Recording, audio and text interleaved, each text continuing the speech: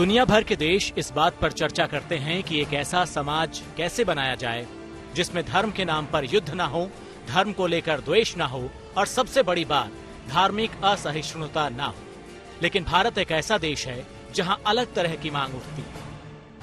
हमारे देश में बदकिस्मती से इस्लाम के जो पैगंबर है, जो आखिरी पैगंबर है हजरत मोहम्मद सल्लल्लाहु अलैहि वसल्लम, उनकी शान में गुस्ताखियां हो रही हैं। बहुत ही अशब्द उनके बारे में कहे जा रहे हैं, अपशब्द उनके बारे में कहे जा रहे हैं। हमारे देश की जो गवर्नमेंट है, हमारी जो सरकार है, वो इस पर कुछ कार्रवाई नहीं कर रही है। और हमारे देश में ऐसा कानून बनाया जाना चाहिए ब्लास्फेमी से मुताल्लिक कि किसी भी पर्सनैलिटी, रिलीजियस पर्सनैलिटी के खिलाफ कोई भी बात कही जाएगी तो उसके खिलाफ कार्रवाई होनी चाहिए। All India Muslim personal law board चाहता है कि देश में ब्लास्फेमी लॉ यानी ईश निंदा कानून बने। ईश निंदा यानी धार्मिक असहिष्णुता का सबसे बड़ा उदाहरण। मुस्लिम पर्सनल लॉ बोर्ड ईश निंदा कानून को बनाए जाने की मांग तो कर रहा है, लेकिन दुनिया भर में अपनाए जाने वाले कॉमन सिविल कोड को नकार रहा है। हमने ये बात कही है कि हमारे देश में वक्तन फौक्तन ये मुतालबा और ये बातें आती रहती हैं कि पूरे देश के लिए एक कॉमन सिविल कोड, एक यूनिफॉर्म सिविल कोड होना चाहिए। हमारा मानना ये है कि एक ऐसे देश के लिए जिसमें विभिन्न धर्मों के लोग रहते हों, विभिन्न जातियों के लोग रहते हों, आदिवासी हों, सिख हों, ईसाई हों, मुसलमान हों, हिंदू हो, उस देश के लिए कॉमन सिविल कोड न तो डिजायरेबल है, न एडवाइजेबल है, न यूजफुल है। इसलिए कॉमन सिविल कोड का मुतालबा अगर कोई भी कोशिश directly, indirectly, partially, fully uniform civil code लाने के लिए की जाएगी तो हमारे लिए भी और देश के बहुत सारे तबकों के लिए भी एक्सेप्टेबल नहीं होगा, एंटी कॉन्स्टिट्यूशनल होगा। बोर्ड की विचारधारा कितनी धर्म आधारित है, इसका एक उदाहरण तब भी मिला जब धर्म से जुड़े मसलों पर इन्होंने कोर्ट को भी सलाह दी। इन्होंने कहा कि इन मसलों को धर्म गुरुओं पर ही छोड़ देना चाहिए।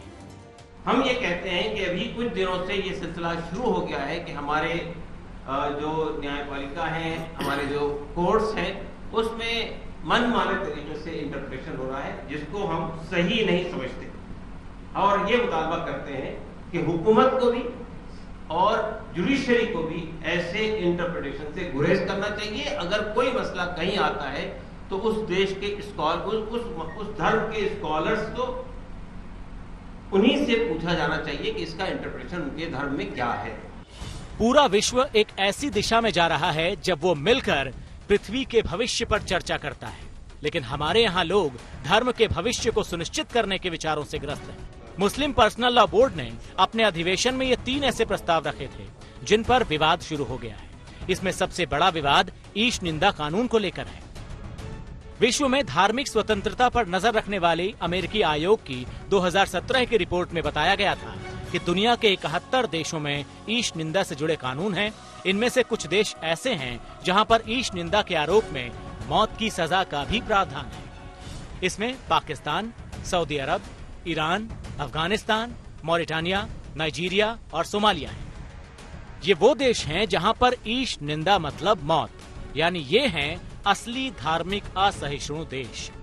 पाकिस्तान में तो ईश निंदा कानून अल्पसंख्यकों को फंसाने का सबसे बड़ा हथियार है और पाकिस्तान में इसका सबसे ज्यादा दुरुपयोग भी होता है। ईश निंदा के नाम पर अल्पसंख्यकों को सबसे ज्यादा टारगेट किया जाता है। पाकिस्तान में ईश निंदा कानून में जबरन फंसाए गए लोगों में 70% शिया समुदाय से आते हैं, 20% अहमदिया मुसलमान होते हैं, 5% सुन्नी मुसलमान, 3.5% ईसाई और 1% हिंदू होते हैं। वर्ष 2020 में ईश निंदा के आरोप में पाकिस्तान में 35 लोगों को मौत की सजा सुनाई गई थी। वर्ष 2019 में 29 लोगों को ईश निंदा के मामले में मौत की सजा दी गई थी। साल 1990 से 2018 तक ईश निंदा का आरोप लगाकर कम से कम 69 लोगों की यूं ही हत्याएं हो चुकी हैं। पाकिस्तान में तो ईश निंदा के आरोपी को पसंद का वकील रखने तक की अनुमति नहीं होती। एक ऐसे कानून को भारत में बनाए जाने का समर्थन कुछ लोग कर रहे हैं जो पूरी तरह से अमानवीय है।